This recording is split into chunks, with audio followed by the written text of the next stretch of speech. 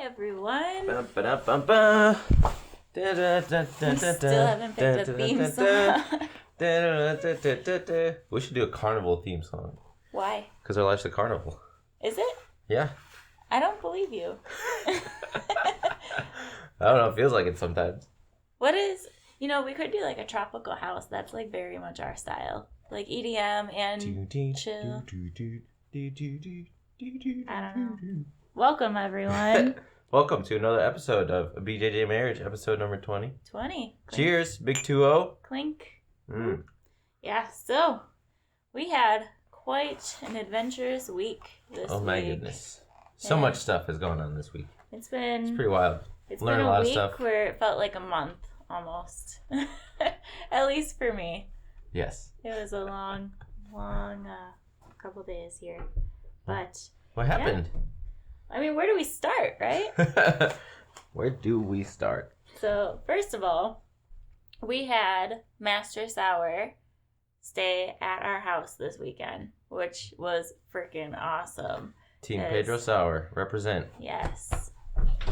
I don't know how many of you listening are part of the Gracie Academies or the training that they do or know anything about the Gracies. But Master Pedro Sauer, he actually trained under Helio Gracie, which is the founder of Brazilian Jiu Jitsu. Mm-hmm. They trained specifically in Brazil from the time he was, what did he say, 13? 14. Yeah, 13, 14 years old. Yep. And Master Sauer trained directly under Master Helio and along with all the Gracies. And he did some Gracie challenges, which we'll get into in a little bit. But he basically is the godfather of Jiu Jitsu. Both of them, I would say.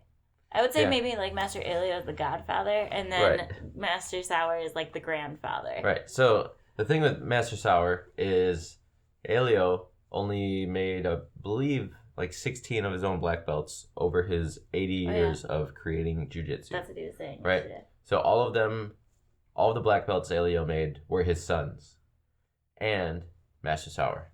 He was the only Gracie to get a black belt that was not an actual Gracie.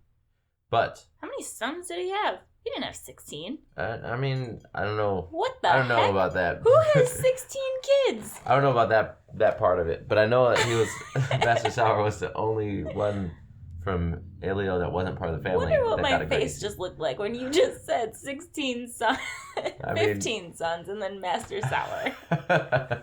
Do you ever think about that though when he's talking, where you're just like, how did you even get involved with them? Like, how it's all these his Gracies, friend Baru. All these names, and then out of nowhere there's Pedro. Pedro. But anyway, continue. Yes. So when Helio 15 sons. was bringing jiu-jitsu into America, Master Sauer was there with him, and they would have to go to gyms and show everybody that jiu-jitsu is the winning martial art. The winning art, yeah. Right. The ultimate self-defense. Right. And now Master Sauer has over 300 of his own black belts, fast forward 30, 40 years. Mm-hmm. He's been probably in America training at least 30 years. Yep. I know that. So if you look back at our last episode, our dad, my dad, his father-in-law, he's a black belt under Master Pedro Sauer. If you look back at episode, I want to say 3, Mike Coy, he's also a Pedro Sauer black belt. And I know we talk about Mr. Friedland a lot, Mr. John Friedland. He's a Master Sauer black belt. But then also the godfather of Milwaukee Jiu-Jitsu. His name is Mr. Henry Matamoros, yeah. He actually started Jiu-Jitsu in the Milwaukee area. So we wouldn't even probably be training if Henry didn't start. Because Henry started, which made my dad start under him. And then it just kind of ebbs and flows after that, where all the jiu-jitsu schools around probably started around Henry. And Henry was in our house yesterday. Yeah, he was also here yesterday. So that was fun to have those characters here. We're going to go off on a whole lot of tangents today because we've had a week. Yes, it's been a crazy weekend. But hanging out with Master Sauer all weekend is super insightful. Mm-hmm. I'd say the best thing about Master Sauer is how polite he is, how humble he is, and how great he is at using stories to share wisdom. Yes. So he stayed with us last year, in August. So August 2020, because he came for a seminar in 2020 as well. Mm-hmm. And we had the opportunity to actually have him stay at our house because my dad is the one that runs the school. My dad is the one that organizes the whole seminar. And we have an extra room and an okay house. We have a pretty nice house. It's nothing like a mansion or anything, but it's definitely not like a deadbeat house. Definitely way better than sleeping in a tent all the time. Yeah. So we have a pretty nice house. So my dad is giving us the opportunity, and we are very grateful to have Master Sauer stay with us rather than a hotel. Don't know if he really likes that. He might rather be in a hotel, but either way, he's super, super social, super nice to have him here. And he stayed with us last year, and I remember him going through all of his stories and telling us his entire lifestyle, and it's just very fun and entertaining. But the thing that I got the most out of him being here was just how much of a gentleman he is. Mm-hmm. And I don't even think I'm sounding biased when I say that as like a female perspective to see someone the way that he is, but just as a genuine person, he is probably the best human that I know. I'm not even gonna lie. I have more competition. But even just yesterday, we went to Starbucks, and he doesn't let me walk behind him. Like, he needs to make sure that he's behind me. He always had to open the door. If I tried to open the door for him, he would like take it out of my hand and be like, "No, you go." And I tried to buy him coffee. He did not let me buy coffee. He actually almost fought me over that coffee. You should have pressed and see what happened. I was trying to insert my card, and if you're watching this, you can see. If you're listening, I'm sorry, but he literally just like stopped. Like, I was on this side, and he just blocked the whole credit card machine from me being able to insert my card. He was like, "No, he's like, I need this." And I was like, "Okay, I'm not gonna argue with you." But he really fought me on the paying for the coffee. Oh man. And he treats people with such respect, and he really does. He's just one of the most down to earth people. Like, if you ever had the opportunity to meet him, I would highly recommend. Yeah, if you can go to one of his seminars, definitely get out. Yes. By him. Mark Kukro, he was doing a presentation at the affiliate seminar I went to in whatever month that was, in wherever that was. Atlanta, Georgia. Yeah. Not Atlanta. Woodstock, Atlanta. Woodstock, Atlanta. Yeah, when I was at the Atlanta Martial Arts Center. And Mark Kukro was doing a business presentation, but he talked about how when you build a culture at a school, you want to make it a good culture. And he headed it off with saying anybody that knows Master Sauer knows that he is 100% a true gentleman. Yep. And nobody would ever be able to say anything different. And the way that Master Sauer really embodies that term. Life in general. It's fantastic to witness, I would say. It's inspiring. It seriously is one of the greatest treasures I think anyone could experience with a person. But he's also such a family man. He talks so highly of his daughters all the time and his wife.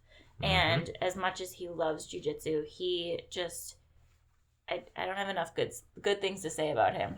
The way he talked about his daughters this weekend was just so beautiful.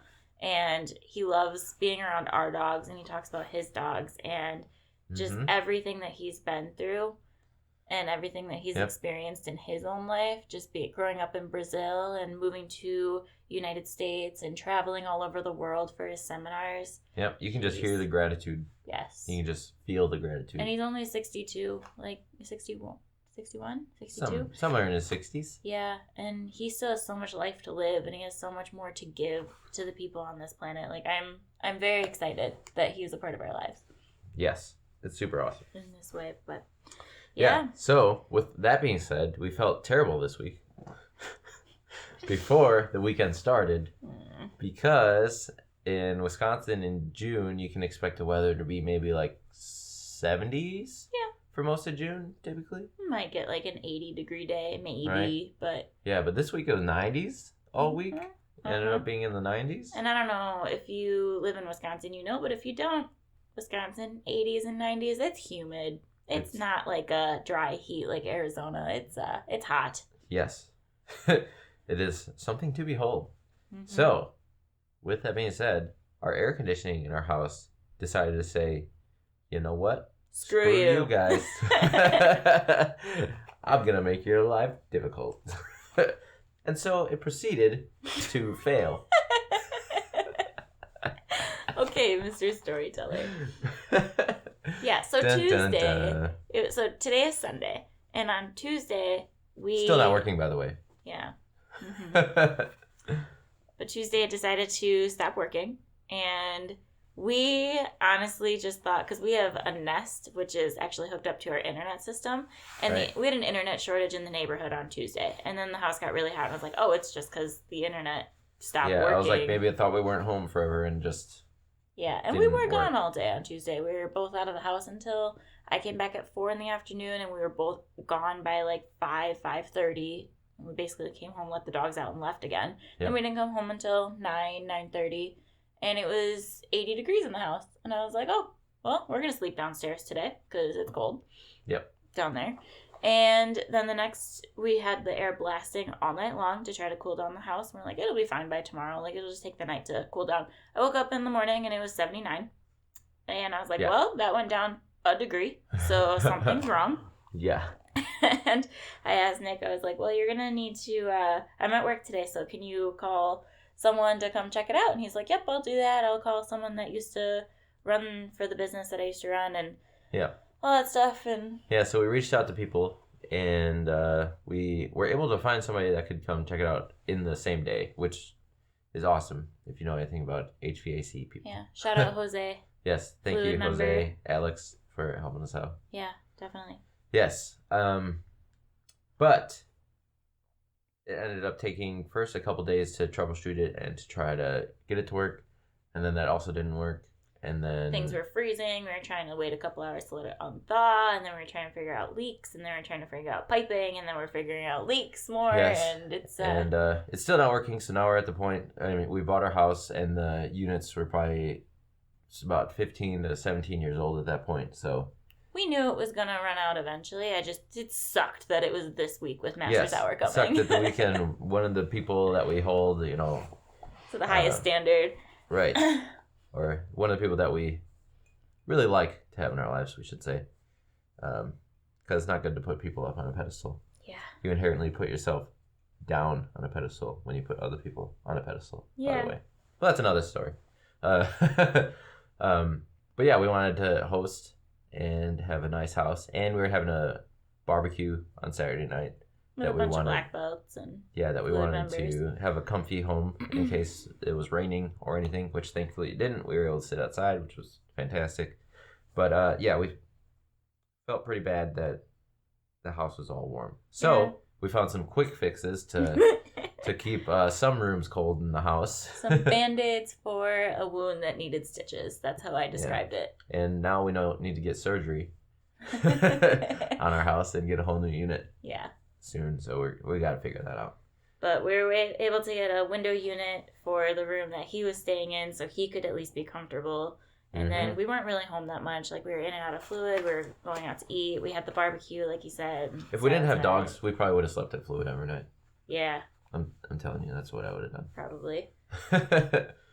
But we have our lovely dogs that we love so much. But he didn't even care. He was just like, oh, things happen. Like, it's fine. Like, just very down to earth. Yeah. But yeah, man, it's been, so we had that, and then we were up all night on Thursday night. We didn't go to bed till like 2 in the morning because we were trying to figure out where to put fans and where to put air conditioners, and if we could even fix it by the time Master Sauer got in at 2 o'clock in the afternoon on Friday. And we had the HVAC guy in and out of the house all day on Friday trying to troubleshoot things, and it was a mess, man. It was difficult. It was a stressful period of time. I would say so. Yeah, but a lot of that stuff was out of our control, right? Mm-hmm. And we were doing the best we could. So it's not like things happened and we were just like, eh. Right. You know? So, you know, it's okay. But we had still a good week with jiu-jitsu wise, I would say. We got some good training in on Tuesday, learning some front headlocks. I really had a good time with those front headlocks. Yeah. Those takedowns. Yeah, they were good stuff. Shout out Adam. But yes. So Tuesday we got to train, and then our air conditioning went kapoots, and everything kind of went downhill from there. But when Master Sauer was here, it was really good. And let's see, what did we do Friday night? We went out to dinner with him. Santino's? Yep, we went to Santino's. Shout out Santino, who trains that fluid. Yep. Okay, apparently everything in our life is connected to the gym at this point. Yeah, that's kind of why we started this podcast, right? Yeah. I think so. But yeah, we went to this place in Milwaukee called Santino's. It's an authentic Italian restaurant. Sicilian. It's so freaking good. It was we delicious. had never been there before. Oh, that was a weird noise. Yeah. But we had never been there before. But if you have not been there, I highly recommend going. And it's a family-owned business, so you're supporting local, and it's phenomenal. It was some of the best food I've ever had. And I just had pizza. Yeah, I had this huge plate of carbonara. It was fantastic. Which we have Master Sauer's leftover pizza. We get to eat that now. Yep. You know what kind you got? No. All right. Good Cool. pizza, probably. Anyway. Yes. So we did that Friday night, got to hang out with him. We invited one of our black belts from Fluid, Jason Lippert, out to dinner with us because he was not able to attend the barbecue last night. And then yesterday we had the seminar. Oh, yes. And that was amazing. There is some stuff I learned in there that I will use for the rest of my life. Yeah. Yeah, absolutely. Yeah. It's so hard to explain to someone who's never been to a seminar, at least a Master Sauer seminar. If you've not been, you do not understand until you go how great it is and how simple he can make if you're struggling with something and you can ask him how to make it better, and let's say in your head it's like 10 steps, or oh, that's too complicated, I'm never going to understand that, I'm just going to forget about it. He can tell you in like 2 steps. Yeah. You got it. It's done. And you're like, what? and it's a great format that he does. So typically if you go to a seminar at jiu-jitsu, there is a guy that's known for a specific technique, or they're an expert in a specific move, or they've done it a lot in competition or whatever. So they go around and they're like, oh, I'm going to teach this. I'm really good at heel hooks, so I'm going to teach this. I'm really good at guillotines and darces, so I'm going to teach this. I'm really good at side control, so I'm going to teach this at my seminar. So come and learn it.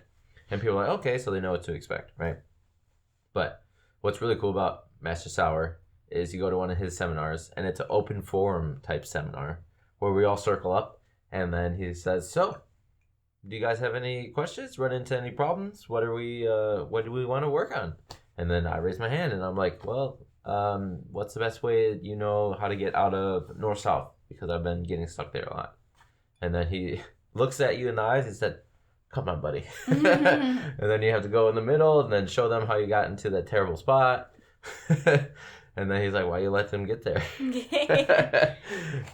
But then he just shows you on whatever specific move you want to get. And remember, he's got 40 years of jiu-jitsu straight from Helio up until now of experience that he's sharing with you and the whole seminar in that moment. Yeah, he's an 8th degree coral belt, for those who don't know.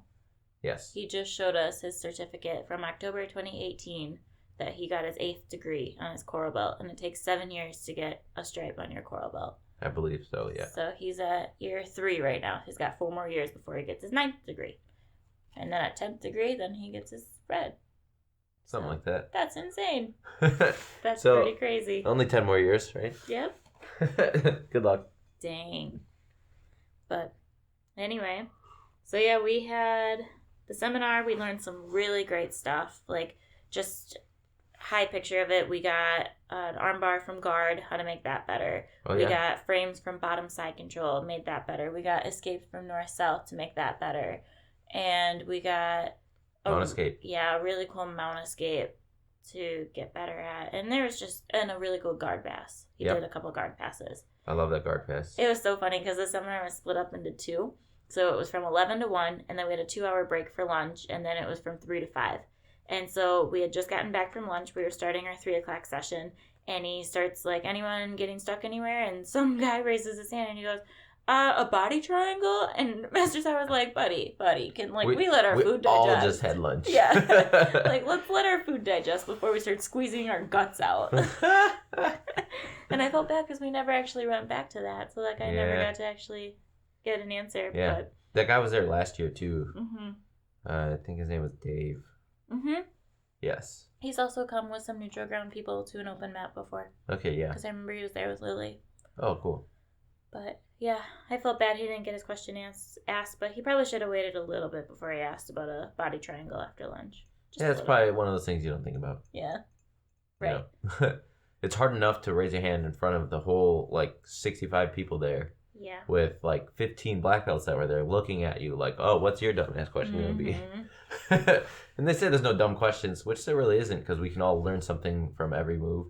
If you put 10 people in a room and say, how do you hold side control? You're going to learn 10 different techniques that work. Yep. Some of them are better than others, obviously, but you can always learn something from everyone. That's what we love about beginner class. Oh, absolutely.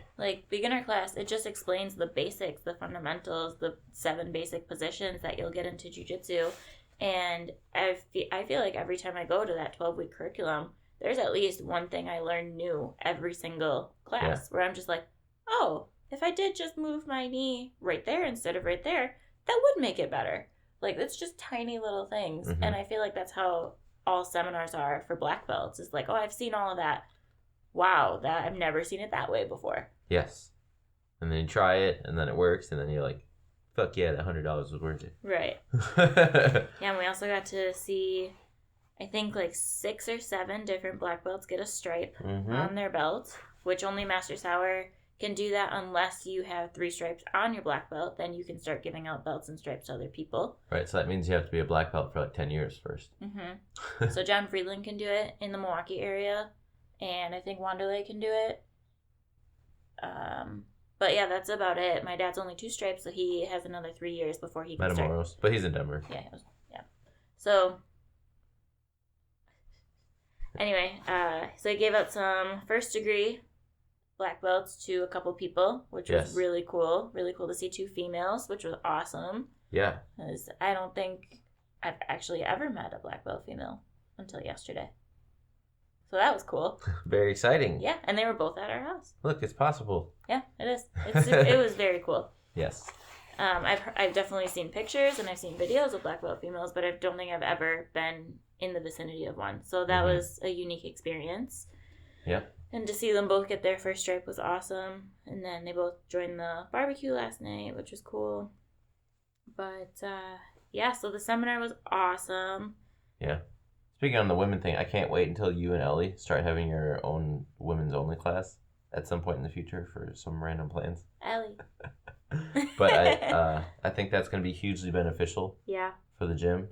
Mm-hmm. And it will attract a lot of females. Yes. And also, if you're listening to this, I believe starting in July, Fluid will be doing a not women's only, but a women's self-defense.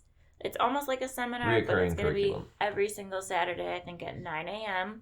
And we have a blue belt she came from the Gracie Academy, Milwaukee Gracie Academy, and she's now training at Fluid. She's a blue belt. She's going to be teaching it. She's very good at explaining little details, and it'll be a good class. So whoever's interested in women's self-defense, I believe you can sign up to just do that. You can get your own membership just for that at a discounted rate. Yep. Versus the whole membership. But if you have the whole membership at Fluid and you just come train jiu-jitsu anyways, that is also included. Yes. And I guarantee you it'll improve your life. That'd be super cool. Sponsored by Fluid Jiu-Jitsu. All right, moving on. So going off of the women thing too. So I mentioned yesterday that Master Sauer and I stopped at Starbucks and we were checking out. He was fighting me on the credit card machine. And then the barista had just asked us while she was waiting for the payment to go through. She was like, oh, you guys have any fun plans today? And I looked at Master Sauer because, to jiu-jitsu people, he's a freaking god. But to a random person, he's just a normal person, just a normal everyday guy who just walks around and goes to Starbucks and orders an egg white. But I just looked at him and I was like, oh, well, he's teaching a seminar today. And she was like, oh, that's cool. And then she looks at his shirt and she's like, for jiu-jitsu? And he was just like, yeah, jiu-jitsu. And he's like all excited. And she was just like, oh, that's really cool. And he starts telling her, he's like, you should do it. And she was so uncomfortable. I felt bad, but she was just like, oh, no, I can't do that. And he was just like, oh, no, you'd love it. It's so good, especially for females. It's great for you. And she was just like, I wouldn't be any good at it. And he's like, yes, you would. You would learn. You would be fine. And then as he's, talking her into it, I pull out a business card and I give it to her. And I was just like, if you're ever interested, come on in. It's across the street. Oh. She's looking at it and she's just like, oh, thanks. I appreciate it. And then we walked away, and then him and I started talking about it while we're waiting for our coffee. And he was just like, yeah, she was very insecure. And I feel like those are the best types of people that you need to get into jiu-jitsu, because you will just see their confidence level build, and it will just get so much better as they join jiu-jitsu. And I was like, oh yeah, definitely. Like, I didn't think I was gonna ever like it or be good at it, and now I'm addicted and I can't stop. And he was using her as an example where if you're insecure, come to jiu-jitsu, because if you want to learn how to get out of your comfort zone and how to just feel better all the time, jiu-jitsu. Yeah, that bubble that we like to keep ourselves in of the comfort zone, it melts away when you learn jiu-jitsu. Yep. You become more confident, you become empowered, really, and you're not afraid of anything anymore the way you used to be. Yep. And then we're still waiting for our coffee, and he starts talking to me about self-defense and how when people grab you, and he grabbed me, he grabbed my wrist, and my mind blanked. I was like, oh my God. I don't know. I was like, Master Sauer is grabbing me. I cannot mess this up. Like, I have to know how to get out of this while he's grabbing me. It's so funny. It was just a blanked moment for me. But then... I love that because I do that to you around the house. And you still are like, ah! Yeah. You're still at that point. Luckily, it was one that I actually knew, where he grabbed my wrist with the one hand so I would turn so I could get my wrist into the thumb and the finger gap. Yep, where you turn and then pull out. So I was able to do that. And then he was trying to explain it to me simply, and he's like, just grab my wrist. So I grabbed his wrist in the middle of Starbucks. And he was just like explaining how, yeah, but if you just like talk to those insecure people and you just tell them that if someone grabs you and you just twist and now you're free, now you just run away. And it was just so simple. And he was just like, done. And then it's like, this is mine. This is my wrist. Yep. Thank you. And he was just like, yep, that's it. And I was like, I just did a self-defense with Master Sauer. And I totally had like a fangirl moment for a second where I was like, oh my gosh. But, oh, that's so funny. And I didn't feel that way this year about him. I remember last year when he came, I was definitely fangirling a lot. Yeah. But this year I was more like, I gave him a hug the second I saw him. Or I should say he gave me a hug as he walked in my house. And we're very cordial, friendly with each other now. But last year I was like, oh my God, it's Master Sauer. It's because he's up on the wall next to Elio. In the middle of the flags, you know? Yep. So then today, this morning, we're sitting around drinking our coffee, and he's telling us stories, and he starts showing us pictures of him with Max Holloway from the UFC. Yep. He shows us a picture of him, so the president of Brazil, Bolsonaro, I think is his name. I'm not sure. I think it's Bolsonaro. But he showed us a video of the president of Brazil shouting out a video to Master Sauer, asking for him to help the community in teaching jiu-jitsu and making Brazil a safer place. And he actually made a video to Master Sauer. The president of Brazil did this. Yeah, and the president of Brazil has seen how Master Sauer has come to America with a bunch of Brazilian culture, Brazilian martial arts, and spread it through America like wildfire. And his goal is to have Master Sauer help him unite America and Brazil. So that's pretty cool. So he's a pretty big deal. I would say. Yeah. And he was in UFC 1 on the corner. Yeah, I think he had the first 3 with Hoist. He cornered Hoist the whole time that he was fighting in the UFC. Yep. So he was there in all the events. Yeah, all the Gracie challenges would come to him in Utah at Salt Lake City, and he would just have to fight them. And they would call Helio, and they'd be like, oh, Gracie Challenge. The Gracie Challenge was if you could beat a Gracie black belt, you would get, what, $10,000? Yeah. Or $10,000 or $20,000? Yep. So someone would walk in the gym and be like, I'm here to fight. And then they'd call Helio and be like, hey, this guy, he wants to fight for the Gracie Challenge. And then Helio would be like, all right, you got it. I'm coming over. And then Helio wouldn't come there. He would just tell him to fight him. Yeah. He was also telling... you would have to fight them. Yep. He was telling everyone at the seminar yesterday that... Was it Elio on the streets? Yes. Yeah, Elio on the streets would see these big, tough, bulky men just walking down. And he's like, hey. Construction workers, people building up, or strong daily laborers. Yep. Master Elio would be like, in Brazil. You wanna make $20? And like back then, they were only making like $5 a day, so $20 was a really big deal. It's like if you make $100 today, this is like someone offering you like $300 or $400, and you're like, well, yeah, I want to make $400. And Master Elia was like, okay, I want you to hold him in a headlock. And who was he pointing at? A Gracie, right? Pedro. Oh, was it Pedro? Okay, but yeah, he'd be like, I want you to hold him in a headlock. And Master Sauer is a smaller man. He's only 160 pounds right now, and he was smaller growing up. So he, Master Elia was just like, okay, hold him in a headlock, and I'll give you $20. It's right here. If you can't get up. Yep. And the guy was like, okay, I can do that. Like, look at how scrawny he is, and look at how big I am. I can do it. And they didn't win. Yeah. And then he would tell Pedro or whoever he was having them go against, like, if you lose, you owe me $20. Yeah. Yeah. Which is awesome.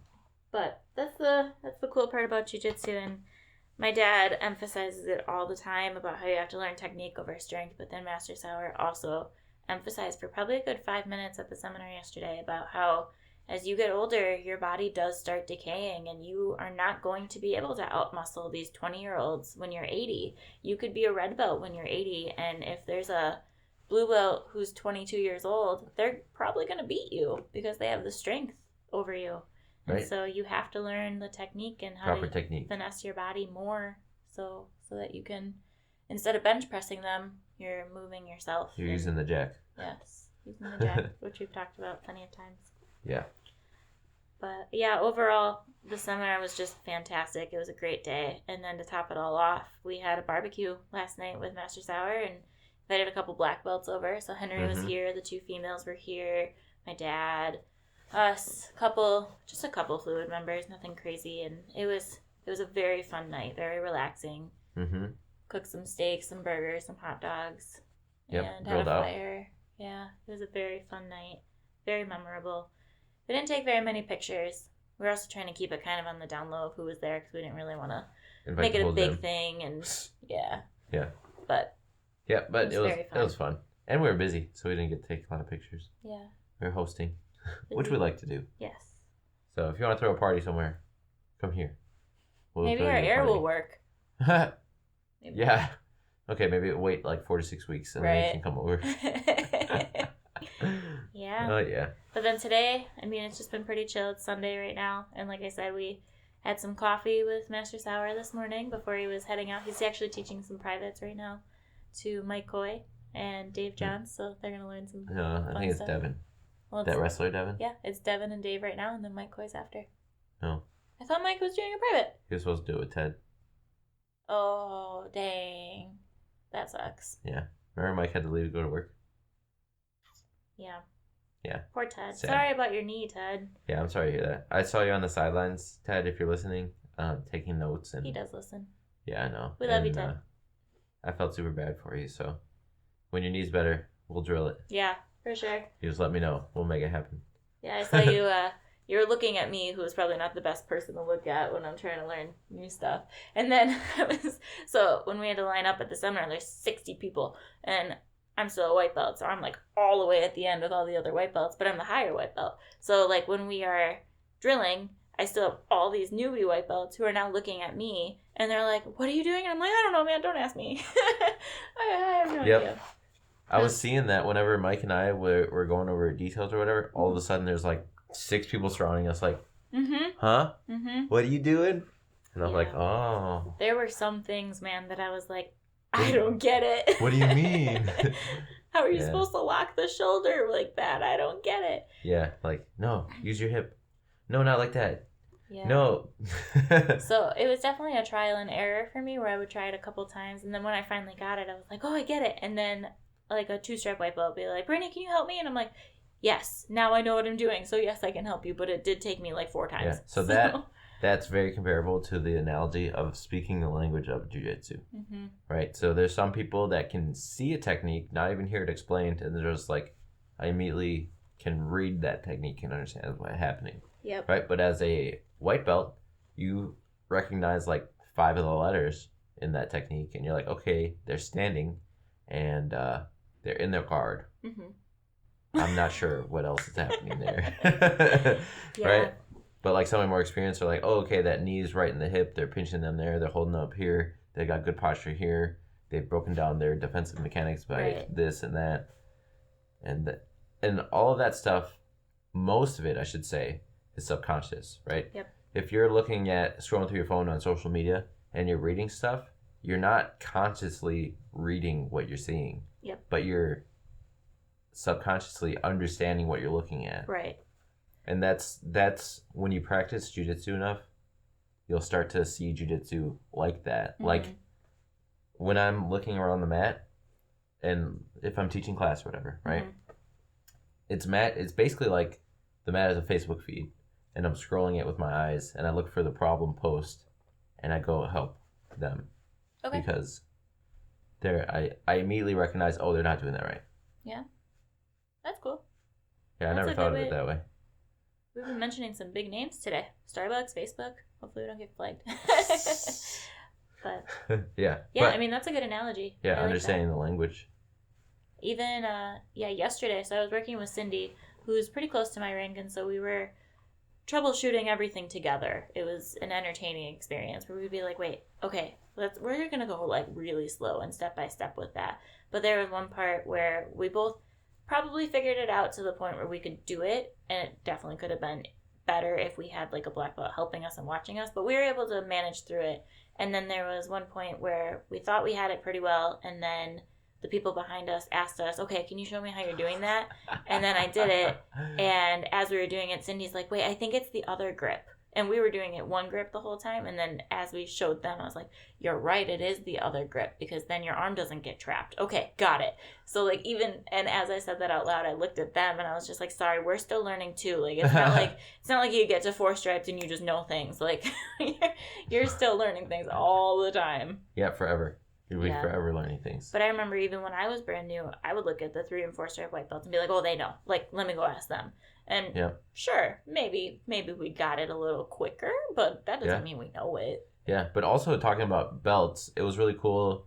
Master Sauer has a gym in Virginia that has over 400 students. And he had this student that came in that didn't know much jiu-jitsu at all, but he had wrestled for over a decade. And he was fantastic at takedowns, right? So Master Sauer, being a 7th, 8th degree core belt, looks at this guy and he's like, oh my God, your takedowns are amazing. I need you to teach a class. And the guy's like, I'm a white belt. Yeah. Master Sauer's like, I don't care. Maybe in jiu-jitsu, but look at how great your takedowns are. You're going to have a takedown class. Mm-hmm. And so Master Sauer had a white belt teaching at his gym of over 400 members. Yep. He just recently got his blue belt, I believe. I don't remember his name, unfortunately. Yeah. Mm-hmm. But that's another analogy for you can really learn anything from anyone. Yeah. You just sent out a daily message yesterday saying that. Mm-hmm. And that's one of the reasons why. And that's one of the reasons, I drive for Uber. I make a lot of coaching relationships. Networking. Yeah, and I try to always be networking, like she said. But one of the main things I tell people if we get into any sort of deep conversation is I always ask them what they know, what they're an expert in, and I listen to them talk about their stories, or I'll ask them, like, what's the craziest thing that happened to you there or whatever. And my goal, or especially when people are from other countries, I always ask them, what's your favorite thing about your old country? What's the biggest change when you came to our country? But my number one goal in any conversation, especially with someone I don't know, but it's to learn from them. And I believe in jiu-jitsu particularly, but also anywhere in life in jiu-jitsu, it's easier because we're both already speaking the same language about the same topic. But you can really learn anything from anyone, which I think is super powerful. And if you do that every day for the rest of your life, you will never stop learning, and your life will be richer because of it. Yeah. Well, if you think about it, think about your life and what you like to do. And think about the people in your life. Do they like to do the same things? If they do they do the exact same way that you do? So something that I am really good at that I don't think a whole lot of people do it the same way I do is I'm very organized. I have a lot of lists. You? I have a lot of I lists. don't know. I organize everything that I do basically from like start to finish. We don't have a schedule or an itinerary ever. That's probably why when things go wrong, I get so stressed out because I have high expectations for them to turn out the way that I want them to be, which I'm working on. My life coach husband is working on it with me to try to get me to stop expecting things to go a certain way. But I'm very organized and I like things to go a specific way, and whether that is with your day-to-day operations of how you run your life, if that's with your finances, or if that's just what you're planning on doing for the day. Like I want to go here, here, and here, and I want to be done by 4:00 so I can get to here at 5 or something like that. So I'm very, very good at organizing that, and that's not a skill that a lot of people have. And so a lot of people actually come to me asking for advice or asking for ways to improve that part of their life. I've helped multiple people with their finances and how to get their finances in order. And I've helped lots of people. I mean, I help my dad every single day with fluid on how to organize things with that way. So, and that's just an example. But she hasn't helped me organize my laundry yet. What are you talking about? Yes, I have. Yeah, but not me specifically. I'm terrible at it. Well, I've tried. You're unteachable at that point. I'm just kidding. I'm kidding. But that's just a small example. Like, that's not anything that I had to be a 100% expert on for someone to come ask me for help. Just like people are asking Nick for help with just life advice. Yep, life advice or even jiu-jitsu. Like, I'm not the best person that's ever lived life. And I'm definitely not the best jiu-jitsu person ever. But as long as you're one step ahead of somebody, I was just about to say that. In any topic or area of life, you can help them take that next step. Yep. I'm not going to shout out her name, but you know who you are. Okay. Person who's listening. I know you're listening, girl. But as long as you're one step better than the people you're teaching, they will learn something from you. Yep. Yes. Cheers to that. Cheers to the continual growth of knowledge. Yes. But it's a really powerful tool if you think about it. If you know something that someone else doesn't and they are interested in learning what you do, it doesn't matter if it's perfect or not. Just show them. Show them your way. And maybe they'll do it that way. Maybe they'll do it a different way. But you are expanding their knowledge, and you're also teaching yourself how to expand your knowledge as well. And you might learn something from it. Like teaching privates for him and teaching kids for me has just blown up jiu-jitsu in my mind. Like there are so many things that I just look at the kids and I'm like, okay, we got to work on this, this, this, and this. Okay, how do we break that down to one thing for that day? And Thaddeus is doing the same thing where he's just watching and he's like, we have so much work to do. And I know Master Sauer thinks the exact same way, because in his seminars, he'll start talking about one thing, and by the end of his 10 minutes spiel, he's going on something completely different because his mind just went like, but if we're going to do this, then this can happen. But if you're going to do this, then this can happen. Like, I'm going to show you a guard pass. Now we're totally in, like, I don't even know. He went from guard pass to like triangle to base to like all this stuff. And I don't even think that was the question. He just went on and on and on, because that's how jiu-jitsu is there's just so much that it's almost like hard to pick one thing and stick with it without going off at a bunch of tangents, which is kind of how these podcasts go. Yeah. Jiu-jitsu is super fun that way, and that's what makes it endless, and that's what makes it playful too, is you can explore all those different branches of the tree, which is super fun. Yes. And I love it. And I would love to do it with all of you. Which is pretty cool for all of you. Our podcast has gotten over 2,000 views on YouTube, which is so super cool. It's got over 400 downloads for podcasts. Cool. Which is super cool. So I think we have like 75 subscribers on YouTube, which I know is not huge, but it's big for two people from Wisconsin who don't have a name to them. So my name's Nick. Your name's Brittany. What are you talking about? So if you're listening, I hope you do enjoy these, and I hope that you can interact with us and comment and let us know what you want to hear. Like we just talk. Yeah, and if you don't feel comfortable, putting something in a public comment, just send us a message. Yeah, someone from New Zealand did that, so shout out. We really appreciated that. We actually talk about that all the time now. Yeah, it's super fun, and we can't wait to come back to your country. Just so you know. Yep. I think we planned originally when we went for our anniversary, we're like, we should do this like every 10 years. I think every 10th anniversary we should go back to New Zealand. Maybe every third. It's expensive. It is so expensive. Like my aunt, she actually said to us after we came back from our honeymoon, she was like, "Oh my gosh, you guys should do that like every year for your anniversary." I'm like, I don't have 10 grand to spend every single year on vacation. No. What I'll do, okay, is I'll become a very good competitor, and I'll get sponsored from the whole planet. Okay. And then we can just travel the planet while we compete. I like It'll be fantastic. Got it? And we'll just record podcasts and compete and teach private lessons.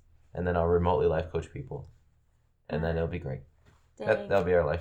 You know what I really wanted today's episode to be, actually? But we decided last night it just wasn't going to work. It was going to be too much editing, too much background noise. So, sorry. But we had all these black belts at our house and brown belts and things. And I really wanted to just go around and make a video montage of everyone saying what their name is, what their rank is, and what their favorite part about jiu-jitsu is.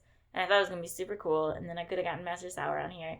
But I mean, I didn't think of it until like 9 o'clock last night. Yeah, and it was already dark and it was super loud out. Yeah. That would have been okay for just like a YouTube video.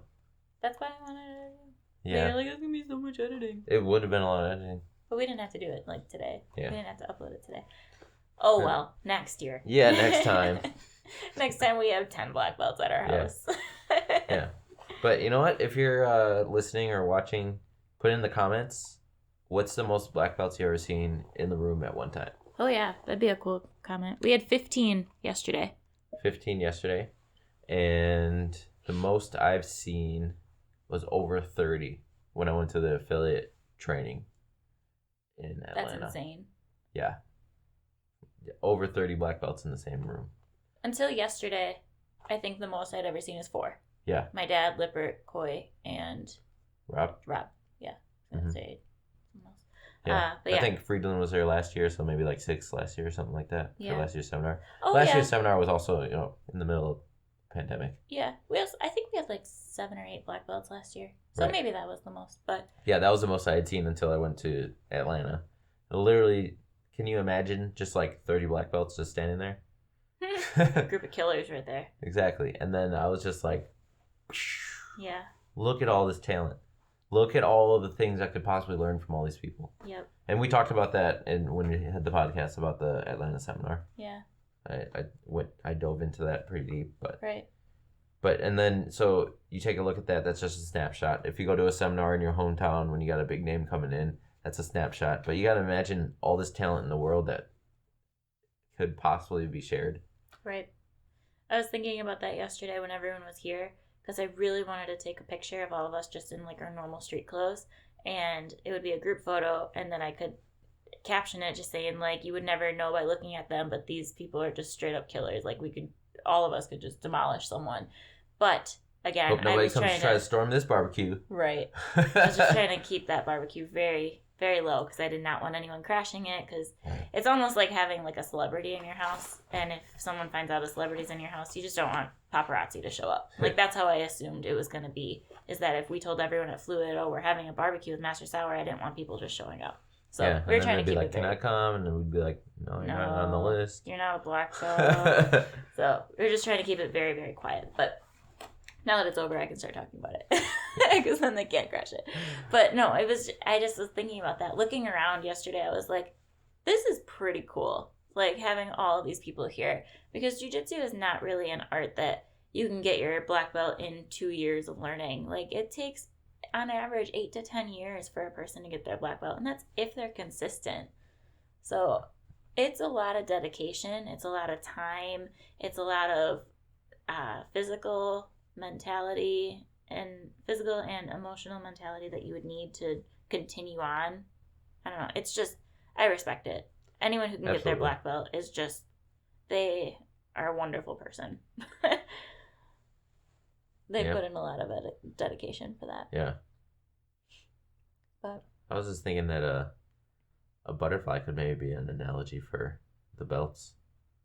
It just came to my mind. Like a white belt's a larva that just came out of the egg, and they're just crawling around a little, and then they become a caterpillar, right? And then they get their blue belt. And then from like purple and brown, they go into their cocoon, and they're just pressured and becoming pretty. And then they pop out as a butterfly, borboleta. Yeah. And they're all pretty black belt now. There's so many analogies you could use for jiu-jitsu because life is a learning experience. Everything you do in life is learning. Like, you don't just come out of the womb knowing how to do things. Like, you have to start somewhere. I did. And then get better. I came out of the womb and learned. I was breathing right away. Okay. Mm. Besides breathing. So maybe breathing is not a good analogy. I learned how to yell really quickly when I was hungry. And I was like, ah! Nobody taught me that. Oh my goodness. I figured that shit out myself. Anyway. Yeah, Master Sauer at the seminar yesterday also did an analogy about soup. He said when you're a white belt, you have a really big, hot bowl of soup. And white belts just take a spoon and go right in the middle and burn themselves. Yep, and just keep going like, oh, this is hot. Ooh, this is really hot. Whereas blue belts, they may take it from a different area where maybe it didn't heat up as hot, but they're still eating it. And then like purple belts will blow on it. And then, I don't know, by black belts, you're putting ice in your soup to cool it down before you eat it or something. I don't know. He didn't really go all into it, but basically he said white belts are eating the hot soup. And you got to learn how to not eat the hot soup. Yeah. That's how he put it. And I thought that was cool. And I was like, dang, there's so many analogies in this world that you could use for jiu-jitsu. Yeah. And I can't really think of a lot of other things in the world that you can make as many analogies for. Yeah, that's a super good topic because Thaddeus, which I think we should get Thaddeus on. We talked about having Thaddeus on the podcast anyways because he has his own podcast. I don't remember exactly what it's called. Sorry, Thaddeus. But he was telling me yesterday that philosophy and jiu-jitsu have so many parallels in them that it's really astounding. And the more you understand philosophy, the more you see how it teaches people that philosophy by doing jiu-jitsu. A lot of people just learn jiu-jitsu and then a byproduct of that is them living a better life because it's so philosophical. Yeah. But Thaddeus and I do study Stoicism and philosophy, and we see the parallels all the time. And that's why jiu-jitsu and life have so many analogies together because it's so... I don't even know how to describe it, but it's just so awesome. Yeah. It's the best way I can say it right now. And Thaddeus is another one of those people that just has so much expert knowledge and things that we have no idea about. Theology? Yeah. And that's the type of person philosophy. That if you want to learn something, that's the type of person you should be reaching out to. And something else I meant to mention earlier was when you were talking about contact and network with people who are experiencing things that you're not. I did that this week, actually. There was someone that I saw an article about who was really passionate about something that I'm really passionate about. And so I actually sent him an email. And I was like, hey, can we schedule a call or an email or something to talk about how you got to where you are? Because I would just love some advice to get there. And that was me stepping out of my comfort zone. But I think if you are really passionate about something, and a lot of people are passionate about jiu-jitsu, but if there's something else that just lights your passion and you don't know where to start, find someone who does. Yes, there's always somebody who's, expanded in that area more than you have. And that's how he got started in his life coaching, is it was always on the back of his mind that he wanted to do some coaching for people and some life, but he just didn't know if going back to school to be a therapist was his thing. So he reached out to Josh Janis, who has been doing this for quite some time now, and he had to get some expert knowledge. And the first thing Josh said was, well, if you're wanting to be one, you should have one. So you can figure out how the system works. And he's like, that's a great idea. But that's not something he thought about. He was just like, well, I can just go be a life coach and it'll be fine. Oh yeah, I should probably have a life coach. So just small little things like that. If there's something that you are interested in, go find someone else who has that interest too. Absolutely. And it's like you said, reaching out to somebody who has that. You don't have to have a direct social connection with somebody to reach out to them to start to learn from them. Some people share a lot on social media, which you can learn from. But even if they do, if you send people an email or direct message people, and if they are a good, genuine person, most of the time they're either going to give you some advice or point you in the direction of a way for you to find a strategy to help you in that area of life.